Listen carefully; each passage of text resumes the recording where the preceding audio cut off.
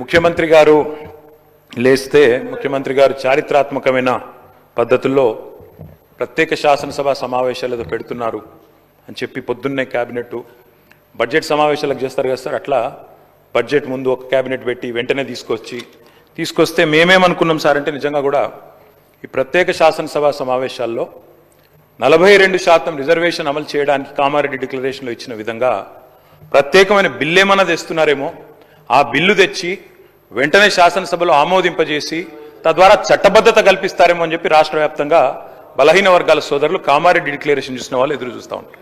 కానీ ముఖ్యమంత్రి గారు ఏం చేస్తున్నారు సార్, ఇక్కడ లేచి ఓ 4 పేర్లు చదివి, అధ్యక్ష మీ ప్రభుత్వం మీద ప్రజలకు నమ్మకం లేదు.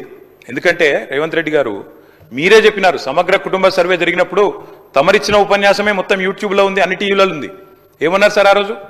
ఆ ముఖ్యమంత్రి చెప్తాడు సరే, ఎవరు పడితే వాళ్ళు వచ్చి మీ ఇంటికి వచ్చి వివరాలు అడిగితే ఇచ్చేస్తారా, అవులగాళ్ళు దివానాగాలు ఇచ్చేస్తారా అని మాట్లాడింది రేవంత్ రెడ్డి గారు, మేం కాదు. మీరు చెప్పిన మాటలనే ఎన్యూమరేటర్లకు చూపెట్టి చెప్పినారు, మేము ఇయ్యము మీకు వివరాలు, 57 రకాల వివరాలు అడుగుతున్నారు, ఎట్లిస్తాము మీరే అన్నారు ఆనాడు. ఎవరు పడితే వాళ్ళకి ఇచ్చేస్తామా వివరాలు అని మాట్లాడింది, అదే చూపెట్టి అడిగింది. అధ్యక్ష వాస్తవం ఏంటంటే అధ్యక్ష, సమగ్ర కుటుంబ సర్వే 2014లో జరిగింది. శాంతి కుమారి గారు ఉన్నారు, రామకృష్ణారావు గారు ఉన్నారు, సందీప్ కుమార్ సుల్తానియా గారు ఉన్నారు. అప్పుడు ఇదే అధికారుల అధ్యక్ష, అప్పుడెవరు వేరే వాళ్ళు లేరు.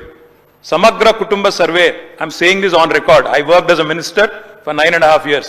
ఎస్, చేసింది మొత్తం ప్రభుత్వ అధికారులే, చేపించింది ప్రభుత్వమే.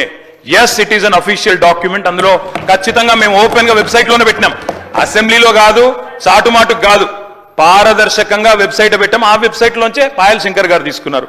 ఏముంది అధ్యక్ష సమగ్ర, ఒక మాట మీ చేతిలో కూడా అదే ఉంది. ఏముంది అధ్యక్ష అందులో డేటా? తేడా ఏంటంటే కేసీఆర్ గారి ప్రభుత్వానికి కాంగ్రెస్ ప్రభుత్వానికి అధ్యక్ష, సమగ్ర కుటుంబ సర్వేలో పాల్గొన్న కుటుంబాల సంఖ్య 1,03,00,000 కుటుంబాల అధ్యక్ష, 1,03,95,000. మొత్తం పాల్గొన్న ప్రజలు 3,68,00,000. 3,68,00,000 జరిగింది ఒక్క రోజులో 24 గంటల్లో రాష్ట్ర వ్యాప్తంగా ప్రతి ఇంటిని ఎన్యూమరేట్ చేసి అత్యద్భుతంగా చేసినాం. మేము చేసిన తర్వాత ముఖ్యమంత్రి గారు నిజంగా ఎంత మిస్లీడింగ్ గా మాట్లాడుతున్నారంటే అధ్యక్ష, వారు అంటారు అధ్యక్ష ఇంతకు మించిన టాపిక్ లేదు అధ్యక్ష, వారు అడిగిన ప్రశ్నకు తప్పకుండా మా ప్రభుత్వం గతంలో చేసిన పని గురించి వారు అనుమానాలు తలెత్తే విధంగా ఏదైతే మాట్లాడినారో దాని గురించి చెప్పాలి అధ్యక్ష. వారు అంటారు అధ్యక్ష బీసీల సంఖ్య అందులో ఎంత అని. ఎస్, ఆనాడు బీసీల సంఖ్య సమగ్ర కుటుంబ సర్వే ప్రకారం 1,85,61,856, 51%. 51% బీసీలు ప్లస్ అది కాకుండా ముస్లిం సామాజిక వర్గంలో ఉండే బీసీలను కూడా కలుపుకుంటే 10%. మొత్తం ఆనాడు సమగ్ర కుటుంబ సర్వే ప్రకారం రాష్ట్రంలో బీసీల సంఖ్య 61%. ఈ రోజు రాష్ట్ర వ్యాప్తంగా మేము మాట్లాడడం కాదు అధ్యక్ష, ఇక్కడ మా శ్రీనివాస్ యాదవ్ గారు కరెక్ట్ గా చెప్పినారు. మీ కాంగ్రెస్ పార్టీ ఎమ్మెల్సీ చెప్తున్నాడు బయట, దీన్ని తగలబెట్టండి, ఇంకా గలీజ్గా మాట్లాడి నా మాట అన్న, తగలబెట్టండి అన్నాడు. దీన్ని తగలబెట్టండి, ఈ నివేదికను తప్పుల తడక అని కాంగ్రెస్ పార్టీ ఎమ్మెల్సీ చెప్తున్నాడు, మేం కాదు. రాష్ట్ర వ్యాప్తంగా బలహీన వర్గాల సంఘాలు చెప్తున్నాయి. ఏమని చెప్తున్నాయి అధ్యక్ష?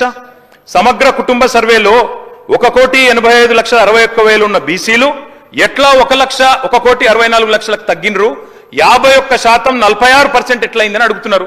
శంకరన్న కూడా అదే అడిగింది కదా అధ్యక్ష, తప్పేం అడిగిండు? ఇక్కడ శంకరన్న ఒక్కడే అడుగుతున్నాడు అధ్యక్ష, బయట మీ కాంగ్రెస్ పార్టీ ఎమ్మెల్సీ మాట్లాడుతున్నాడు, మీరిచ్చిన స్టేట్మెంట్ను మీరిచ్చిన నివేదికను తగలబెట్టమని చెప్పిండు అధ్యక్ష, మామూలు కాదు. ఇంకొక మాట అధ్యక్ష, మేము అనుకున్నాం అధ్యక్ష శాసనసభ సమావేశం ప్రత్యేకంగా పెడితే ఇవాళ ఏం చెప్పినారు మీరు కొత్తగా? మీరు చెప్పింది ఈరోజు చెప్పింది మొన్న ఉత్తమ్ కుమార్ రెడ్డి బయట ప్రశ్నలే చెప్పింది. ఆయన ఉత్తమ్ కుమార్ రెడ్డి గారు సబ్ కమిటీ చైర్మన్ గా ప్రెస్ మీట్ లో ఇవాళ మీరు చెప్పిన లెక్కలని మొన్ననే చెప్పిండ్రు. ఎందుకు పెట్టిండ్రు మీరు ఇవాళ? మేమేమనుకున్నాం, 42% రిజర్వేషన్ ఇవ్వడానికి చట్టబద్ధత కల్పిస్తూ బిల్లు తెస్తారనుకున్నాం.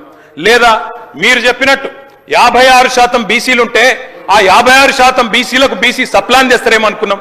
ఏమీ లేకుండా ఇలా వచ్చి ఒక స్టేట్మెంట్ ఇక్కడ పెట్టి ఏదో సాధించిన చరిత్ర అంటే అధ్యక్ష 5% బీసీ జనాభా. అధ్యక్ష